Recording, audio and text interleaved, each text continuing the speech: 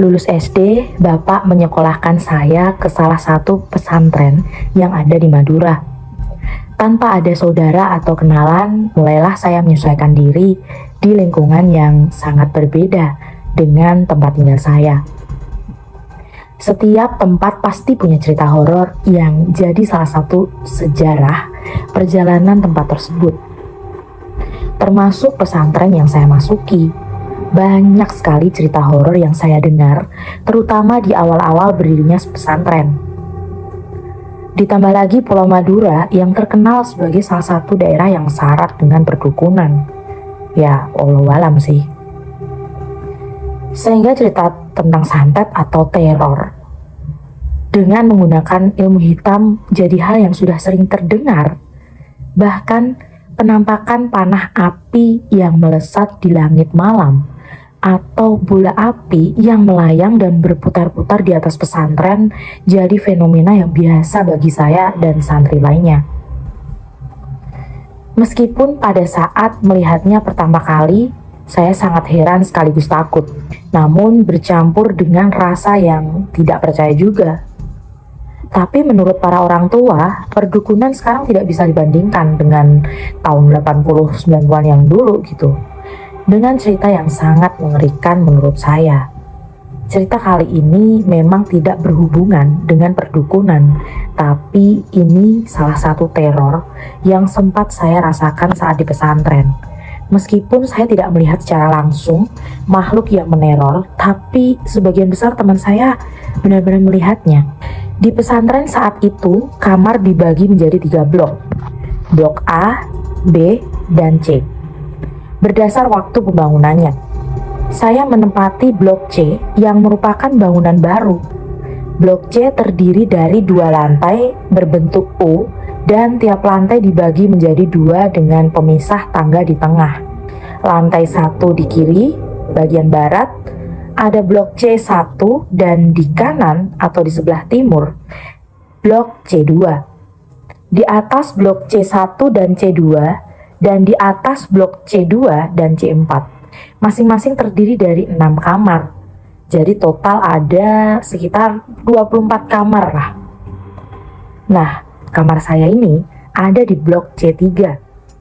Selain tangga di tengah, ada 2 tangga lagi di sudut barat dan timur. Saat itu saya masih kelas 2 sanawiyah atau ya SMP lah ya. Teror diawali oleh kakak kelas yang satu kamar dengan saya.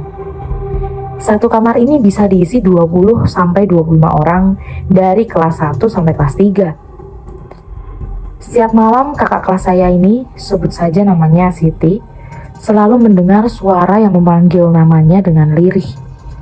Tapi hanya dia saja yang dapat mendengarnya. Meskipun yang lain tidak bisa mendengar, rasa takut itu menyebar ke yang lain karena melihat Kak Siti yang setiap malam selalu ketakutan, bahkan pernah sampai menangis karena mendengar suara tersebut. Kak Siti bilang suara itu sangat dekat, bahkan seperti di samping telinganya. Setelah hampir seminggu, akhirnya suara itu hilang sama sekali. Sampai suatu malam, salah satu teman dekat saya, yaitu Zulfa, saat hendak menaiki tangga di sudut barat bersama Amal, setelah dari kamar mandi, di bawah tangga ada gudang sempit yang hanya diberi pembatas sekaligus pintu dari triplek. Tanpa lampu dan tanpa atap, jadi kalau naik tangga itu bisa lihat ke gudang dari atas. Saat akan menaiki tangga, Zulfa melihat pintu gudang sedikit terbuka karena terganjal sesuatu seperti batu yang besar. Karena penasaran, Zulfa sedikit mendekat, namun tiba-tiba batu itu bergerak. Itu bukanlah batu, tapi sebuah kepala dengan wajah hancur dan berlumuran darah. Dia menatapnya. Zulfa pun berteriak dan jatuh terduduk, lemas banget. Amal yang sudah lebih dulu menaiki tangga terkejut dan melihat Zulfa sedang duduk menangis sambil menutup wajah dan kedua tangannya. Dengan bingung, dipapahnya Zulfa yang masih lemas menaiki tangga menuju kamar. Setelah tenang, barulah ia menceritakan apa yang dilihatnya. Tak hanya Zulfa, banyak yang melihat penampakan di gudang bawah tangga ini. Ditambah lagi Kak Siti yang kembali mendengar suara-suara yang memanggilnya saat malam.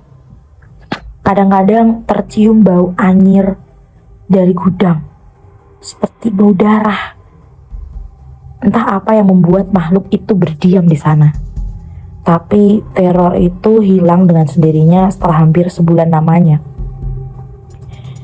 Teror lainnya terjadi saat saya kelas 3. Penampakan yang sering dilihat adalah sosok dengan jubah hitam, bertudung, dan membawa sabit yang besar. Mirip seperti sosok malaikat maut yang ada di film-film. Tiap semester, kami tuh selalu berpindah kamar, dan saya dapat kamar di blok C4, di sebelah tangga di sudut timur. Kejadian pertama saat siang hari. Teman sekamar saya, sebut saja Nia dan Dila. Siang itu Nia sedang berdiri bersandar di jendela samping pintu yang tingginya itu 1 meter. Dan lurus di depannya, sekitar 4 meter ada Dila yang sedang bercermin di cermin yang nempel di tembok. Dan saya duduk di kanan Nia. Cerminnya sih lumayan besar, jadi dari posisi Dila, dia bisa melihat Nia sekaligus jendela di belakang Nia, dan Nia juga bisa melihat bayangan dirinya gitu melalui cermin. Tiba-tiba Nia berteriak dan langsung menangis, sementara Dila yang sedang bercermin juga terjatuh lemas dan dengan mata yang melebar. Orang-orang yang ada di kamar itu kaget karena mendengar teriakan Nia. Sebagian menenangkan Nia dan sebagian lagi mengerumuni Dila. Dila yang lebih dulu bisa menenangkan dirinya, bilang bahwa dari cermin dia melihat sosok berjubah hitam itu lewat di depan kamar tepat di belakang jendela yang disandari Nia. Setelah itu banyak juga yang melihat penampakan yang sama. Anehnya, setiap ada yang melihat, makhluk itu pasti ada di belakang salah satu kakak kelas saya. Dia ini dari Malaysia. Dari kejadian itu, banyak cerita dari teman sekamar kakak kelas saya. Itu dia sempat 2 kali terpergok memakai sabuk aneh dan lumayan besar. Meski dia memakai dan melepaskannya diam-diam, dia seolah menutupi sesuatu. Karena begitu meresahkan sampai ustadz pengurus pesantren pun turun tangan. Ternyata setelah diselidiki, kakak kelas saya ini diinterogasi lah ceritanya. Dia memang memakai sabuk itu yang merupakan jimat, dan makhluk itu adalah penunggu dari jimat itu. Entah apa tujuan dia tuh memakai itu. Setelah dipaksa untuk melepas, sabuk ini sangat sulit dilepas ya, karena punya kancing yang banyak banget. Akhirnya dia menyerahkan sabuknya. Tak berapa lama, kakak kelas saya ini keluar dari pesantren. Sekitar 2 minggu setelah kejadian, dengan diambilnya sabuk itu, maka alhamdulillah berakhir juga teror makhluk-makhluk yang ada di pesantren itu.